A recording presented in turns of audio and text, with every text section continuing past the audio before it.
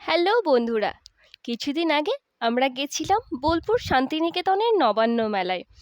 কি আবার নবান্ন মানে দিদির নবান্ন ভেবো না যেন।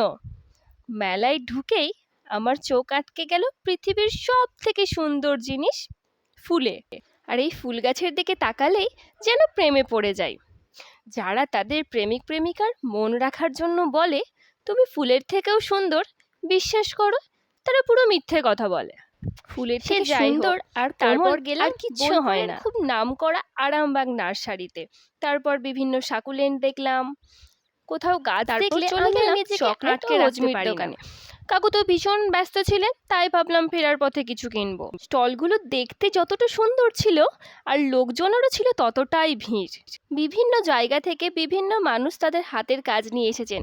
সমস্ত হাতের কাজগুলো ঘুরে ঘুরে দেখলাম, খুব অসাধারণ ছিল। সমস্ত সৃষ্টির মূলেই তো রয়েছে মানুষ। মানুষ চাইলে কী না করতে পারে। এক এক মানুষের মধ্যে রয়েছে এক এক সুন্দর প্রতিভা। আর এই সমস্ত হলো মানুষ সৃষ্ট অসাধারণ কারুকার্য। আমি মেলায় গেছি আর গয়নার কালেকশন দেখবো না, তাই আবার হয় নাকি বন্ধুরা? তাই তো দেখো, সমস্ত গয়না সুন্দর করে হাত দিয়ে নেড়ে চেড়ে দেখার চেষ্টা করলাম। এখানে সমস্ত কিছু ছিল, তোমরা দেখতেই পাচ্ছ। বড় নেকলেসগুলো ওখানে ঝোলানো ছিল, এখানে বীজের গয়নাও ছিল যেগুলো খুব ইউনিক। চোকার ছিল, কানের দুল তো ছিলই। দেখো আমি হাত দিয়ে নেড়ে চেড়ে দেখার চেষ্টা করছিলাম। এই গয়নাগুলো না আমার সত্যিই খুব অসাধারণ লাগে, দেখতেই যতটা সুন্দর, কেউ পরলে তাকেও খুব সুন্দর লাগে। আর সবথেকে বড় কথা হচ্ছে এখানে প্রত্যেকটা জিনিসই না হাতের তৈরি। তারপরেই রয়েছে মধুবনী প্রিন্টের কাগজের ওপর সুন্দর কারুকার্য, যেগুলো কাঠের ট্রের ওপরও করা হয়েছে।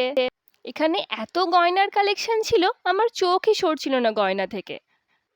এখানেও রয়েছে কিছু মধুবনী প্রিন্টের কাঠের ট্রে। শুধু ট্রে কেন বলবো, এখানে সমস্ত কিছুই পাবেন, যেমন কফি মাগ, জুয়েলারি বক্স, সমস্ত কিছু রয়েছে। তারপরেই আমার চোখ পড়লো এই সুন্দর ইউনিক ব্ল্যাক কালারের বোলটার উপরে। দাঁড়াও, এই বোলের কথাই তোমাদের পরে আসছি। জানো তো, এত সুন্দর কাজ দেখে আমার না বাড়িয়ে ফিরতে ইচ্ছে করে না, মনে হয় বসে বসে সুন্দর এই কারুকার্যগুলো হাঁ করে দেখতে থাকি। বন্ধুরা, এবার তোমাদের বলবো যেটা পিছনে ফেলে এসেছিলাম, স্পেশাল ব্ল্যাক কালারের বোলটার ব্যাপারে। আমি যখন দোকানে গেলাম জিজ্ঞেস করতে, ওনারা আমায় বললেন এটা নাকি মোষের শিং দিয়ে তৈরি। শুধু বোল কেন, এখানে তোমরা দেখতে পাচ্ছ অনেক বাটি, গ্লাস এবং পাঞ্জাবির বোতাম, যেটা আমি হাত দিয়ে নাড়ছিলাম। আর এটা ছিল মেলা এবং সাংস্কৃতিক অনুষ্ঠানের মাঝখান দিয়ে যাওয়ার একটা পথ। তারপরে আমরা যাচ্ছিলাম সাংস্কৃতিক অনুষ্ঠান দেখার জন্য। চলো বন্ধুরা, তাহলে দেখে নাও কি কি হচ্ছে সেখানে। শুধু পরিবেশটা দেখো, সুন্দর একটা পরিবেশ। এখানে আমার কিছু বলার নেই, শুধু তোমরা অনুভব করো।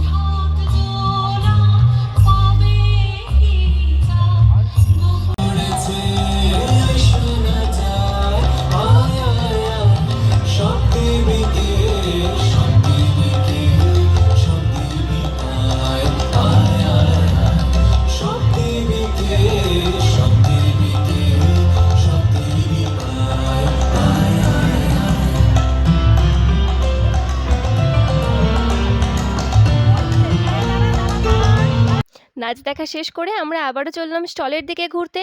দেখতেই পাচ্ছ তোমরা, আবার চলে এসছে ফুল। এই ফুলগুলো প্রাকৃতিক জিনিস দিয়ে তৈরি হওয়ায় প্রত্যেকটা ফুল কেমন প্রাণবন্ত আর জীবন্ত হয়ে উঠেছে দেখো তোমরা। তোমরা চাইলে এই ফুলগুলো কিনে রাখতেই পারো ঘরের মধ্যে, ঘরেরও শোভা বৃদ্ধি হবে, তোমাদেরও সুন্দর লাগবে। দেখো ফুলের পাশাপাশি ওপরে কিন্তু ল্যাম্প সেট রয়েছে, যেগুলো কিন্তু বাঁশ দিয়ে তৈরি বন্ধুরা। এত ঘুরে আমার তো প্রায় পা ব্যথা হয়ে যাওয়া জোগাড়, কিন্তু কি আর করব, মন তো চাইছে ঘুরতে। মন চাইলে কি আর আটকে রাখা যায় বলো? এই ফুল গাছগুলো দেখতে দেখতেই আমরা চললাম আবার পাশের স্টল, সেরামিকের স্টলে, যেখানে তো মা মাসিদের পুরো ভিড় জমেছিল। আমি একটু সাইড করে দেখলাম।